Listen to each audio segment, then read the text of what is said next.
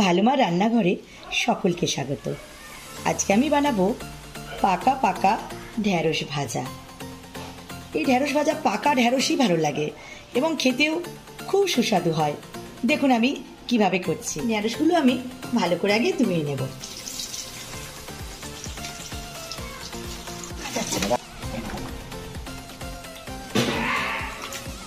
ঢ্যাঁড়সগুলো আমি ভালো করে ধুয়ে নিলাম।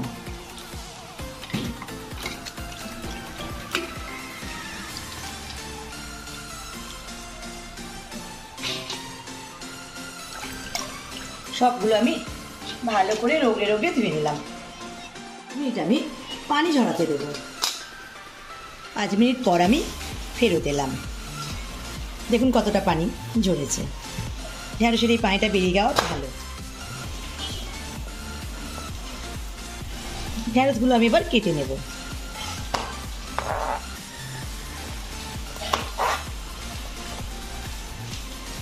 ছোট ছোট করে আমি কাটবো।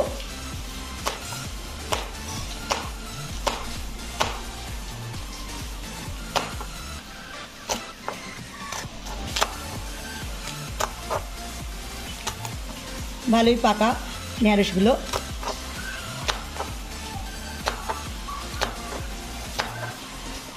এইভাবে আমি সবগুলো কেটে নেব।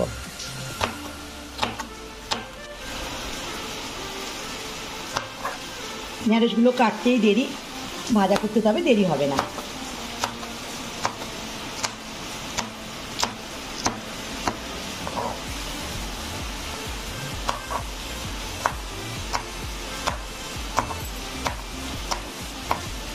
সবগুলো ঢ্যাঁড়স আমি কেটে নিলাম।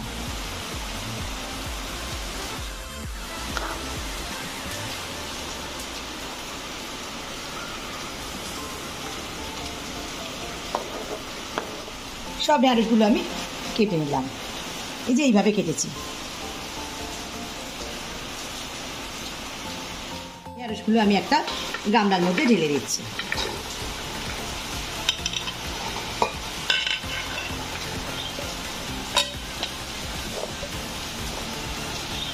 ঢ্যাঁড়সের মধ্যে আমি মশলা দেবো, তবে ঢ্যাঁড়সের মশলা একেবারে কম লাগে।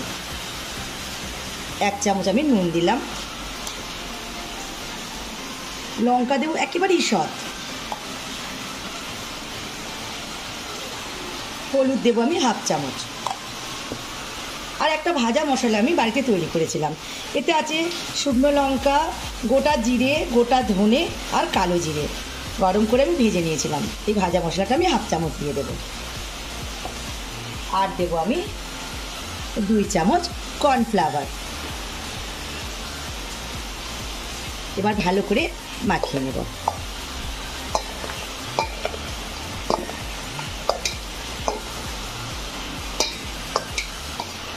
পানি তবে একটু দেব না। পানি দিয়ে কিন্তু মাখানো যাবে না, শুকনো অবস্থায় মাখিয়ে নিতে হবে।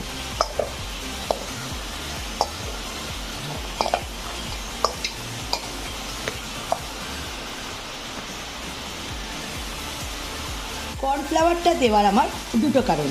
এক হচ্ছে ঢ্যাঁড়সে একটা কীরকম হরহরে ভাব থাকে, ওটা থাকবে না, আর খুব মুচমুচে হবে। গ্যাসের ওভেনটা আমি জ্বালিয়ে দিলাম। একটা বড় কড়া বসিয়ে দিলাম। আমি এবার 1 মগ তেল দিলাম। ঢ্যাঁড়স ভাজায় কিন্তু তেল বেশি লাগে। বেশি তেলে ভাজতে হবে, কিন্তু তেল আবার ছেড়েও দেবে। তেলে যদি ঢ্যাঁড়স না ভাজা হয় তাহলে কিন্তু ঢ্যাঁড়সগুলো কুকড়ে যাবে। প্রথমে আমি পেঁয়াজ ভেজে নেব। পেঁয়াজগুলোকে আমি সরু সরু করে কাটা আছে।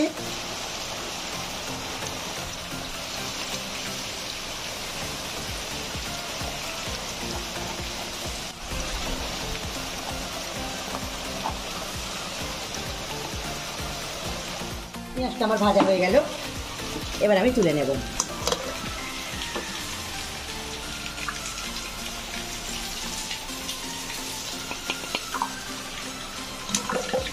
কাঁচা লঙ্কাও ভেজে নেব।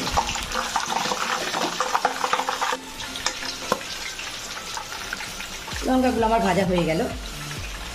পেঁয়াজের মধ্যে আমি রেখে দিলাম। 1 কেজি ঢ্যাঁড়স আছে, এটাকে আমি 4 বার ভাজবো।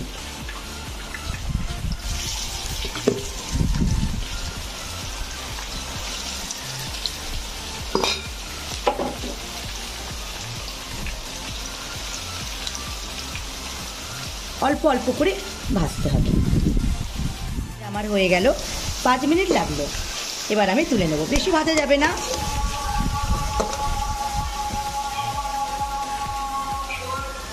বেশি ভাজলে কিন্তু সবুজটা থাকবে না।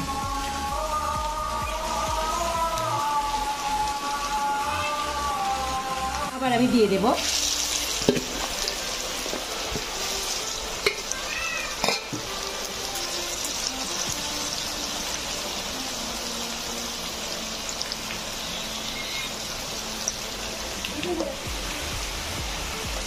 হয়ে গেল আমার, এটাও তুলে নিচ্ছি আমি।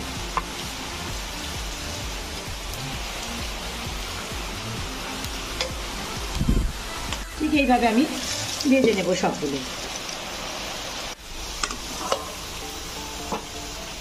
এগুলো হয়ে গেছে, আমি তুলে দিচ্ছি।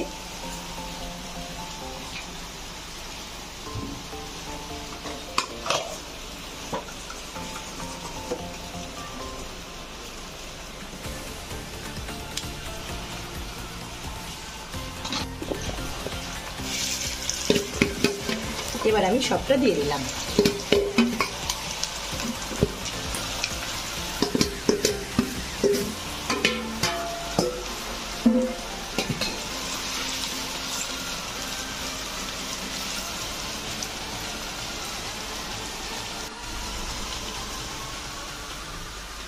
সবটা আমার হয়ে গেল।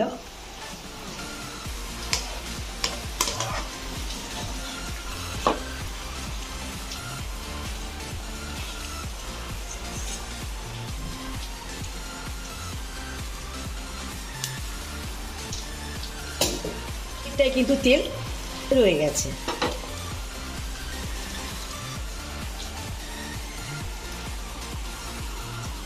এক মগ দিয়েছিলাম আমি, এই যে এতটা কমেছে।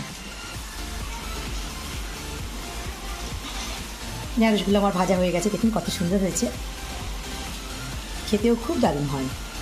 এবার আমি ওপর থেকে ওই যে পেঁয়াজ ভেজে রেখেছিলাম, পেঁয়াজ বেরেস্তাটা আমি দিয়ে দেব।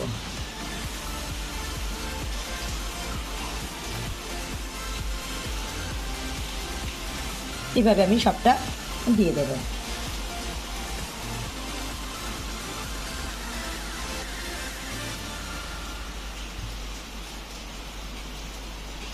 আর এই লঙ্কাগুলো দিয়ে দেব।